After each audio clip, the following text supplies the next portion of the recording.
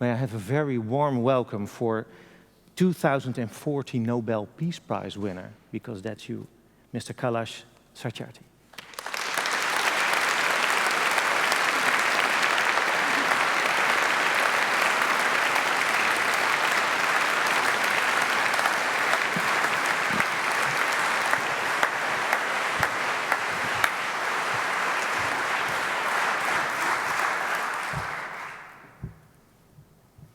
My dear children,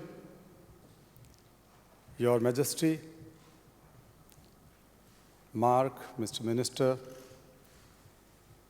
Your Excellencies, sisters and brothers. Thank God that I don't have any written paper with me, otherwise. Even you had your written paper, you spoke by heart. When these young people were entering in this room, when you were entering in this room, I was thinking that one powerhouse is good for this beautiful hall and for this beautiful city.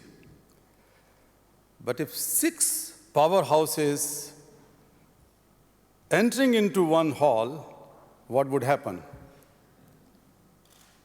You are all living powerhouses. You are bringing light to the world. Congratulations.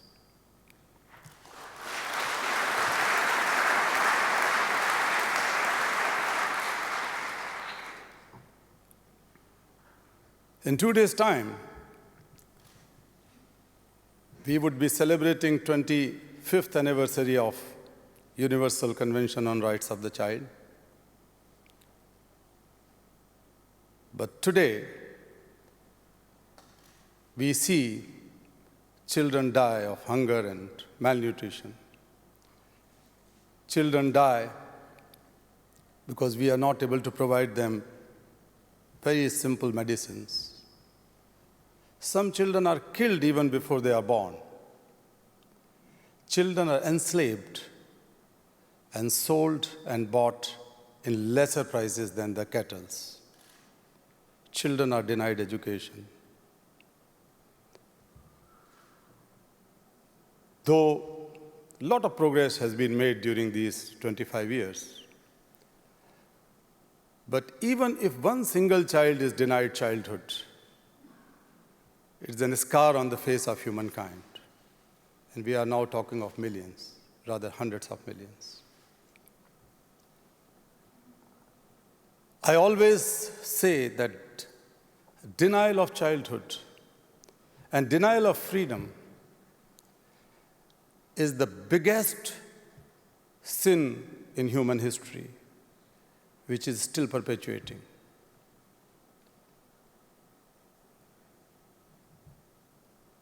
We are fortunate that we adults were not able to do what the youngsters and children are doing today. The children all across the world, I work in over 100 countries, and I know that children all across the world are standing up for their rights.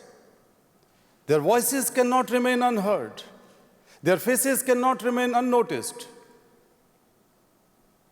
because they are challenging and prepared to change the world. They are not simply icons of hope. They are not simply the propellers of our economies for future.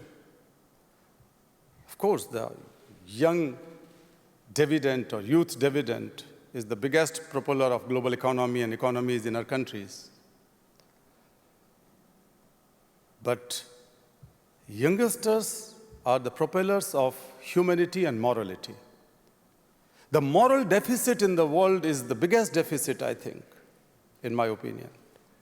The things are growing, economies are growing, but sometimes I see that the personal and social morality is decreasing in many places. And that can be answered and fulfilled by the youngsters in the world if they are given care and protection, respect, and friendliness and love and opportunities. Every child is a special child. Every child. Every child is born with speciality, with blessings of God. And I always say that when a child is born, the God smiles. God gives a signal that the humanity has to continue and will continue. Every child has enormous potential, and that has to be tapped by the world. We know that education is the key to many child rights and most of the human rights. The world has to spend more on their children, its children, and education for them, health care for them, protection for them, and so that we can tap their biggest possible potential to make this world a better world. I also say, I was talking to a radio interview this morning, and I said that sometimes we as adults believe that we know everything. We can do everything. We are the controllers of everything in the world. It's not true. We keep on teaching our children right from their childhood. We give them fake entities that you are Hindu, you are Muslims, you are Christians, you are Pakistani, you are Indians, you are Africans, you are Latin Americans, you are Asians, etc., Europeans. And these kind of identity and teachings sometimes divide humanity. Child is just a human being, a child. And let us learn from a child. We can learn unity of the world. We can learn simplicity. If you are simple, if you are truthful, if you are honest, if you are helping for others, if you are caring, it's not because you are a very knowledgeable person. It's because a child is in you. And if we keep this child alive, if we keep that child inside each one of us protected, then the world is very beautiful. Look the world with the child's eye. It's very simple. We make it complicated. Look the world with child's eye. It's very beautiful. We have to make it. I would once again thank you, KidsRights.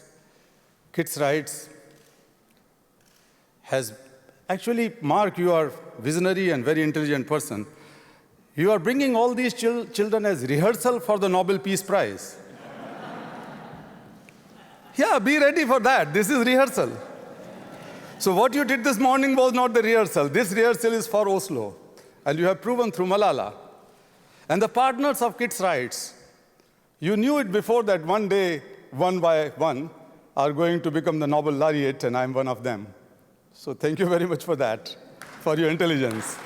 And finally, in one word, I feel more humble today coming from India. I'm a proud Indian.